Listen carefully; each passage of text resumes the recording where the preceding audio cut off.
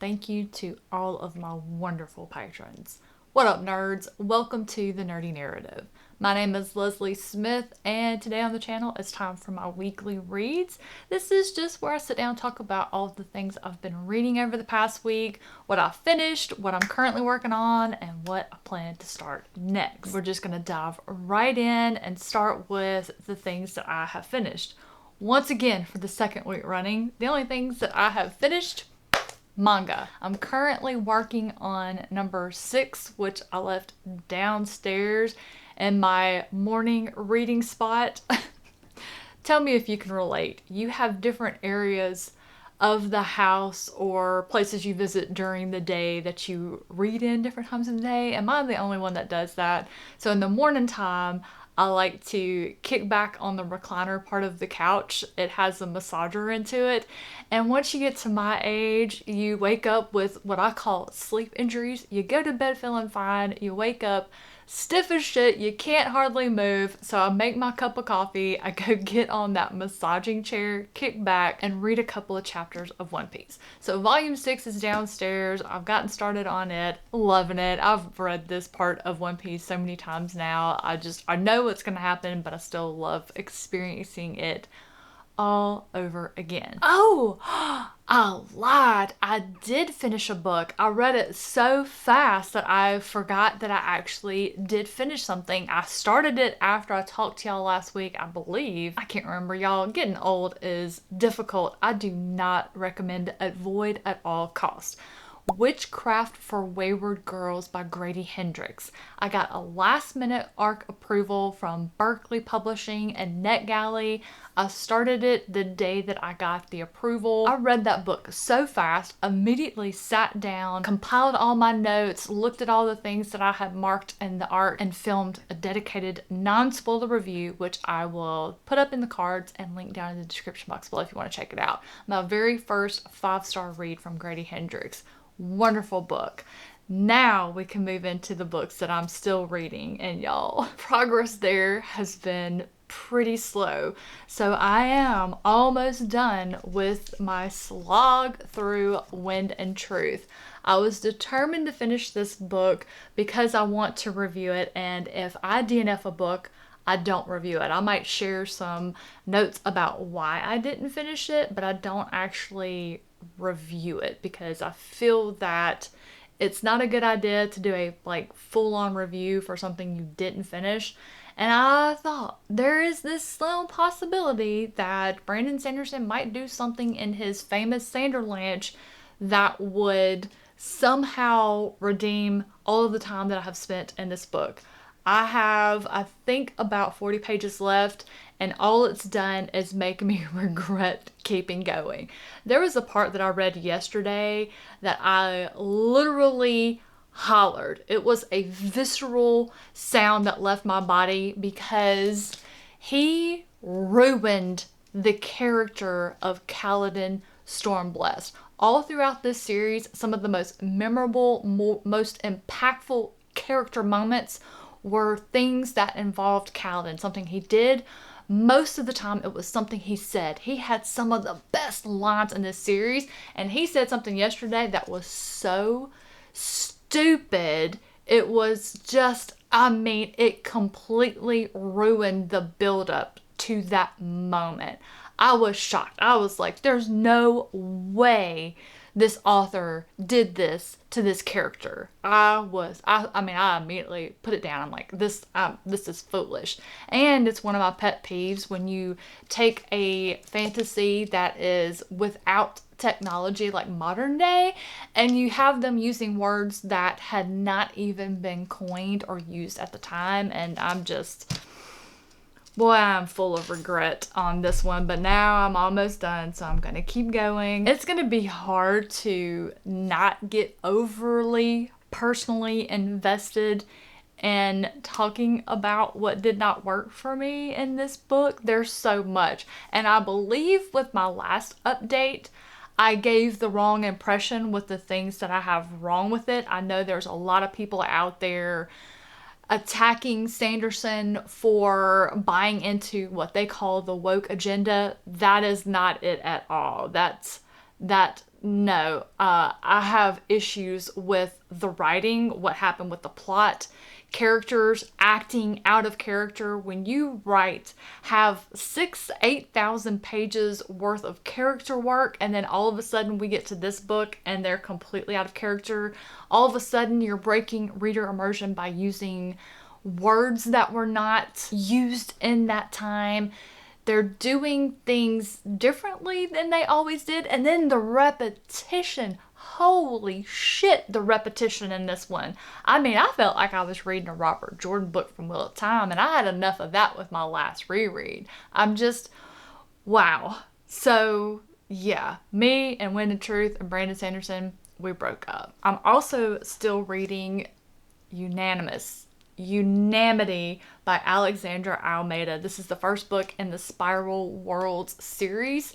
It covers one whole day. I believe there's going to be 6 days, so 6 books in the series. Now this one has me split.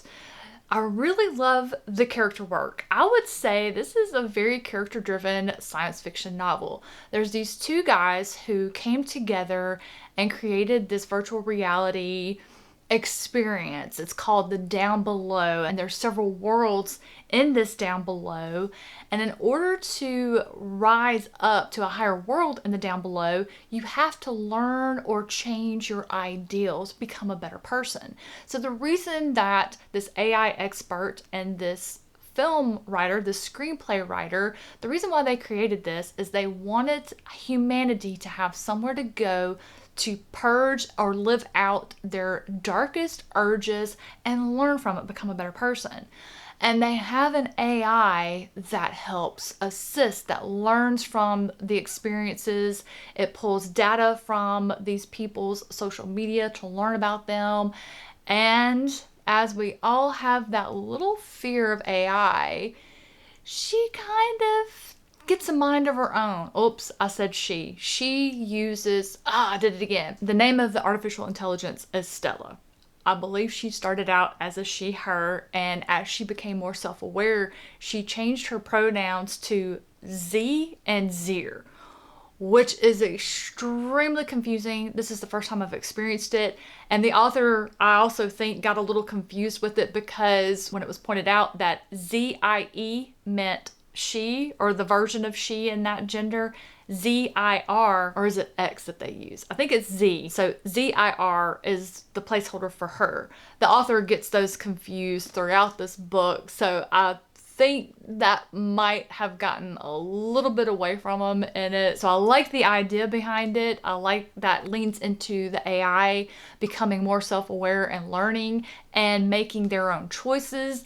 But if you're going to do something like that, try your best to keep it straight, because when you don't, and I'm learning as a reader to adjust to it, and I'm trying to learn to use it, when you're using the wrong tense of this pronoun you've created, that makes me stop every time. That is really nitpicking. So I like the character work. What I wish there were more of is the science fiction element. Tell me how this works. So I have less than 100 pages left to go.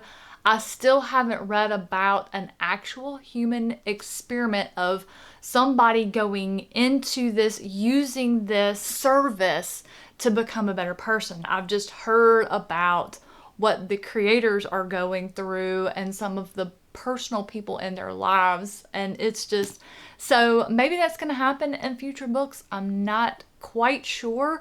So I don't like that I'm not getting that part of the experience, but I do like the character development of our main characters, the 2 that created this world and others that are in it. So it's very interesting. I would put a link to it down in the description below if you want to read the book description and see what you think. I know that the author has a new cover for it. I have an older one because I've been sitting on this one for a while trying to get to it. So again, I'll have that one linked down below for you to check out. Now, what saved fantasy for me? Because I'm telling y'all, Wind and Truth has put such a bad taste in my mouth for fantasy.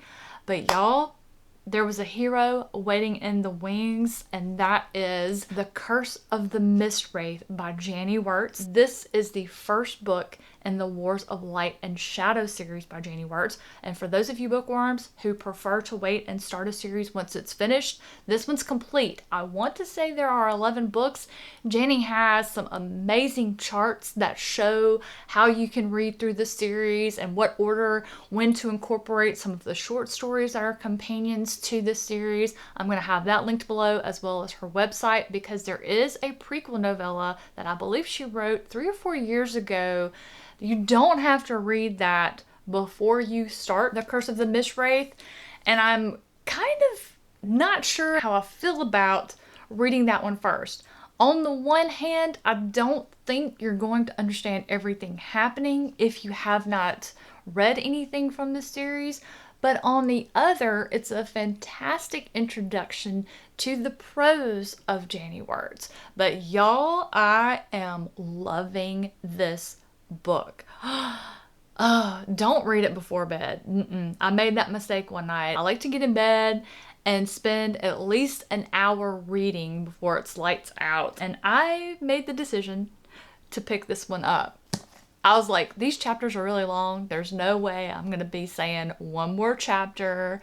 I'm just going to read till I get to a little break, and then I'm going to put it down. No, I finished a chapter, and I would say it takes about an hour to read one of these chapters. They're broken up into little sections, kind of like how Stephen King does his chapters. So yeah, this is not before bed reading. This is throughout the day, whenever you have your largest chunk of time you can devote to this book. Oh my goodness. The action, the intrigue. You are not going to be going, when am I going to get some payoff? This author doesn't wait. She introduces these really interesting characters. You get a little bit of backstory, you get a little bit of history, you get a little bit of lore, you get some danger. You very quickly get an understanding of how big the scope of this series is going to be, and I am so excited. I think, and y'all, I am so early on, I'm enjoying it so much, I think this may edge Wheel of Time off of my top 5 favorite fantasy series of all time. I think it's going to edge that off of there. I think it's going to knock down Sword of Truth. This may just become, no, it's too early to say it's going to take the #1 spot from the Dark Tower. It's just so many wonderful combinations of good things. It's hard to say what my favorite element is so far. I don't know if it's the political mechanizations. I don't know if it's the magic. I don't know if it's the characters of these half-brothers who represent shadow and light. All of the actions, all of the little payoffs that I'm getting so far. The writing is just impeccable. Every word used has a purpose, and it just builds up. I wouldn't call it flowery, I wouldn't call it purple, I wouldn't call it complex, but you are going to want to pay attention to what you're reading. I'm not saying you got to remember every single thing that happens. I'm just saying it's really good. And I have found myself rereading a lot of things, a lot of sentences over again, just because it's just written so well. I'm just like, you said so much with this one sentence, and it's just so good. I don't know how to describe Janny Wurts' writing, except that I believe that she is going to save fantasy for me this year. That brings me to what's next on the old TBR. I'm going to be going right along in my One Piece journey. I'm going to finish out through volume 9, and then I'm going to pause there because I'm going to be part of a discussion on volumes 1 through 9 with a fun crew, mostly because of John at Talking Story. He's reading One Piece for the first time, so I want to stop there so I don't accidentally go past what he's read. So that's going to be really fun. As soon as I have a date for that, I will let you all know if you want to be a part of it. I know so many people that watch this channel have read One Piece, and you might be interested to hear about a newbie. So keep your eyes and ears open for that little bit of information. I think over the weekend, I'm going to try and finally listen to Murder on the North Pole Express by Patricia Meredith. I got a really good report from my ENT doctor. We'll get to that in a minute, so I'm finally going to get to that audiobook. I also got this beautiful piece of literature from my friend Evie. Her channel is called She Was Only Evie. I've had some discussions with her on that channel about Zora Neale Hurston. I am absolutely thrilled. So this one is called The Life of Herod the Great. It just came out Tuesday, and the reason why it was in publication so many years after Zora's death is because it was an unfinished manuscript. In fact, it was almost lost in a fire at Zora's house, but a neighbor happened to notice it, was over there with the water hose and sprayed down the chest that it was in and saved the manuscript. Well, it found its way into the hands of scholar Deborah Plant. I believe Deborah wrote a book about Zora and her life, which is definitely going to be on my list to read at some point. My friend Una from the Codex Cantina read it, said it was really good, so that's on my list to read. But Deborah Plant finished this book, so I cannot wait. I am so excited to have something new from Zora Neale Hurston. I hope it's as good as Moses, Man of the Mountain, which is a fictional telling of Moses, and it was phenomenal. Just cannot talk about Zora Neale Hurston enough. And then there's another one. I completely forgot about this one coming out next week. Onyx Storm by Rebecca Yarros, book 3 in the Empyrean cycle, or the Empyrean series, or the Empyrean saga. It's the Empyrean something. It is a romantasy series that I love. It's a guilty pleasure. I'm not even sure why I love it so much, but it's just one that works for me. Just absolutely adored the first two in the series, Fourth Wing and Iron Flame, which I have non-spoiler dedicated reviews for. So if you've read the series and you want to hear my thoughts, my gushing, non-spoiler of course, I'll have those linked down below in the cards, all the fun places. So that one's going to be hitting my little hands on Tuesday. I'm going to be diving right in. The author ought to be ashamed of herself for where she left her readers at the end of Iron Flame. Oh my gosh, I can't wait to find out what's going to happen next. Am I going to be angry? Who knows? Am I going to be happy with what happens? Who knows? But I fully expect to lose some beloved characters. This is an author who takes Kill Your Darlings seriously. She has been methodically ripping my heart out, and then she'll repair it, she'll put it back together again, and then she'll just write this scene where this character remembers about this other character. I mean, I just have this really bad habit of falling in love with characters that die. I don't get it. I just don't get it. I'm one of those people that usually I'm not the one that falls in love with the main character. It's usually a secondary or supporting character that steals my heart for some reason. And as such, I get hurt a lot because those are the characters that we usually lose. So, life updates. I had an ENT follow-up with my ear. He took a look. He said the infection has cleared up. Everything was all dry in there. It's still perforated. The hole has healed some. It's gotten smaller, and he said it's dry around it, so that means there's not anything draining out of it. He wants me to come back in April.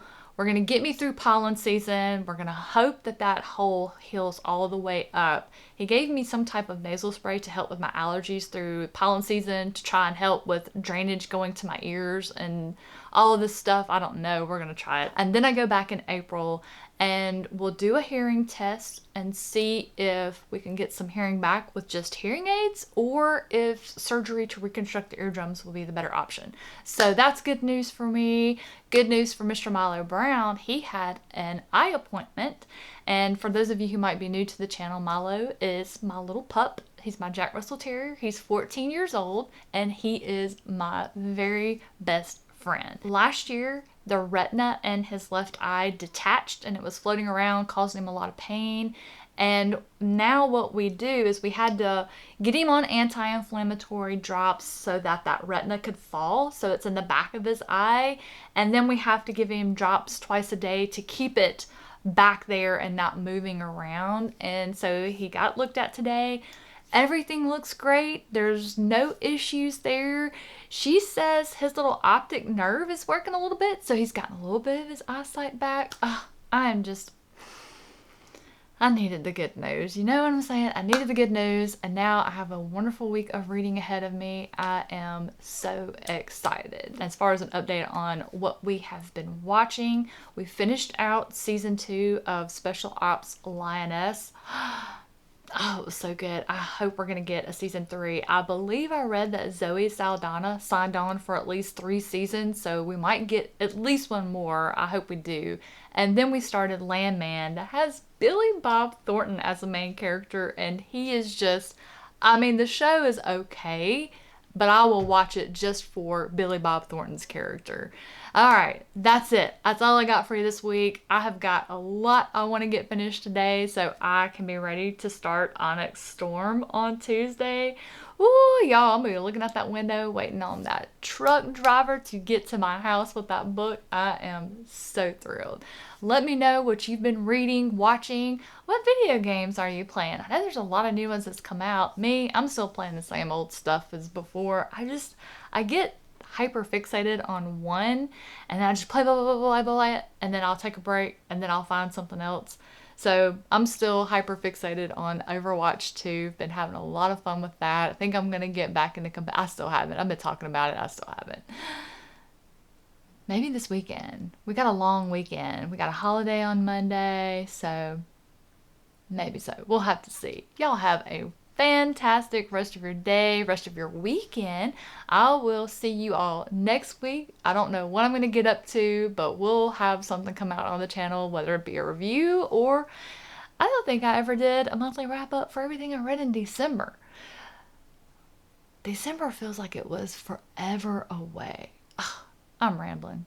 Y'all get out of here. Have a wonderful rest of your weekend. Talk to you soon. Huge thank you goes out to all of the patrons that support the Nerdy Narrative, with a special shout out to the Nerds Radiant: Ev, Kate, Anne, Andrew, Amanda, Star, Gail, John, Chad, Wilbur, Tara, and Heidi.